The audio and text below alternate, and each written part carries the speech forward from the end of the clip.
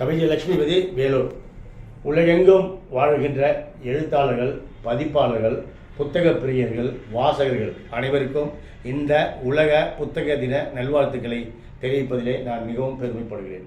ஒரு எழுத்தாளராக, ஒரு கவிஞராக, ஒரு பேச்சாளராக நான் புத்தகங்களோடு சற்று ஏறக்குறைய 40 ஆண்டுகள் தொடர்பில் உடையவன். சென்னை லைப்ரரி போனாலும் சரி, கன்னிமரா நூல் நிலையம், அந்த கன்னிமரா நூல் நிலையத்தை ஏற்படுத்தியவர் ஒரு கவர்னராக இருந்தவர். அவர் பொதுமக்களுக்கு நல்ல பெரிய நூல் நிலையம் இல்லை என்கிற குறையை தீர்த்தவர். இப்படி நினைத்தவர்கள் தான் சார் அந்த புத்தகம் எழுதியவர்கள்.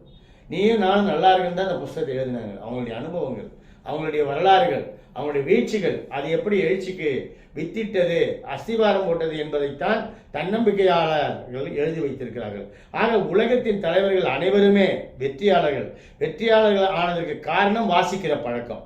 வாசித்ததனால், புத்தக வாசிப்பே என்னை மாற்றியது என்று நம்ம தேச தந்தை மகாத்மா சொல்கிறார். லியோ டால்ஸ்டாயினுடைய புத்தகங்கள், ரஸ்கின் எழுதிய புத்தகங்கள் என்னை மாற்றியது என்று அவர் எழுதியிருக்கிறார். உலகெங்கும் வாழ்கின்ற தமிழர்கள் இதயங்களிலே, உலக அளவிலே இந்தியர்களுடைய மனங்களிலே கோலோச்சி வீற்றிருக்கின்ற டாக்டர் அம்பேத்கர் எஜுகேட் என்று சொல்கிறார். படிப்பி. அவர் தனி நபர் 60,000-70,000 புத்தகங்கள் வைத்திருக்கின்ற தனிநபர் நூல் நிலையம் டாக்டர் அம்பேத்கருடைய நூல் நிலையம் என்று சொல்கிறார்கள். ஆனால் அவர் போகின்ற இடங்களில் எல்லாம் எங்கே லைப்ரரி இருக்கிறதோ அங்கே நான் தங்குவதற்கு ரூம் போடுங்கள் என்று சொல்வாராம். தந்தை பெரியார் அவரே பல நடமாடும் நூல் நிலையமாக வாழ்ந்தவர். எத்தனையோ புத்தகங்கள் அவர் பதிப்பித்திருக்கிறார், எழுதியிருக்கிறார். ஆக அவங்களுடைய எண்ணங்கள், அவருடைய எழுச்சிகள், அவர்களுடைய வீழ்ச்சிகள், எப்படி தமிழனை கீழே தள்ளியது, அவன் மீண்டும் எப்படி எழுந்தான் என்ற மாமன்னர்களுடைய வரலாறு. இப்போ சுதந்திர போராட்டத்துக்கு எப்படி அவர்கள் உழைத்தார்கள், தந்தை பெரியார் காலத்துக்கு முன்பு, மகாத்மா காந்திக்கு முன்பு எப்படி இந்திய தேசம் சுதந்திரம் அடைவதற்கு வித்திட்டது என்பதையெல்லாம் ஆராய்ச்சியாளர்கள் பதிவு செய்கிற போது இந்த புத்தகங்கள் தான் நமக்கு உதவி செய்கின்றன. அன்னிபெசன்ட் அம்மையார் வேலூர் வந்திருக்கார் ஒரு முறை. அன்னிபெசன்ட் அம்மையார் வெளிநாட்டிலேருந்து வந்தவர். அவர் ஏன் இங்கே தமிழ்நாட்டில் இங்கே நீங்கள் பார்த்தீங்கன்னா அடியார் ஆலமரம் சொல்கிறாங்க இல்லைங்களா, அது அந்த அம்மா தெசாபிகல் சொசைட்டி அவங்க தான் ஆரம்பித்தாங்க. ஏன் பெண் கல்வி வேண்டும் என்று சொன்னவர் அன்னிபெசன்ட் அம்மையார். அந்த நம்ம வரலாறு படித்ததான் தெரியுது. இப்போ சுவாமி விவேகானந்தனுடைய புத்தகங்களை படித்து நான் ஒரு வீர உணர்வு கொண்டேன் என்று பண்டிதர் நேரு சொல்லியிருக்கார். ராஜாஜி என்ன சொல்றார், மூதறிஞர் ராஜாஜி அவர் என்ன சொல்றாரு, இந்தியாவை படிக்க வேண்டுமா, நீ விவேகானந்தரை படி என்று சொல்கிறார். விவேகானந்தர் புத்தகத்தை படித்தால், அவர் எழுத்துக்களை படித்தால் கீழே விழுந்தவன் கூட எழுந்து நிற்பான்.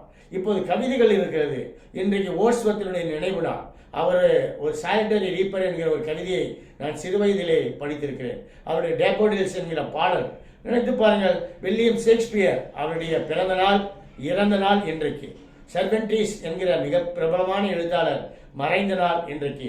ஆக மறைந்த உலக எழுத்தாளர்களை கௌரவிக்கின்ற விதமாக இன்றைக்கு யுனெஸ்கோ இந்த ஏப்ரல் 23ஆம் தேதியை உலக புத்தக தினமாக கொண்டாட வேண்டும் என்று 1995 இருந்து இந்த தினம் கொண்டாடப்பட்டு வருகிறது. ஆனால் எங்கேயாவது உலக புத்தக தினம் கொண்டாடுறாங்களா சார்? இப்போ இல்லையே. வாசகர்கள், எழுத்தாளர்கள், பதிப்பாசிரியர்கள், இல்லை பதிப்பகத்தார்கள் எங்கே கொண்டாடுவது மாதிரி தெரியல. அதுக்கு காரணம் என்ன? வாசகர்களிடத்திலே ஆர்வம் இல்லை. அந்த பதிப்பகத்தில் இருப்பவர்களுக்கு என்ன நினைக்கிறாங்க, புத்தகத்திலே போதுமான வருவாய் இல்லை, புத்தகங்களை காசு கொடுத்த வாங்குவதற்கு மக்கள் முன் வருவதில்லை, ஆர்வமாக படிப்பதில்லை.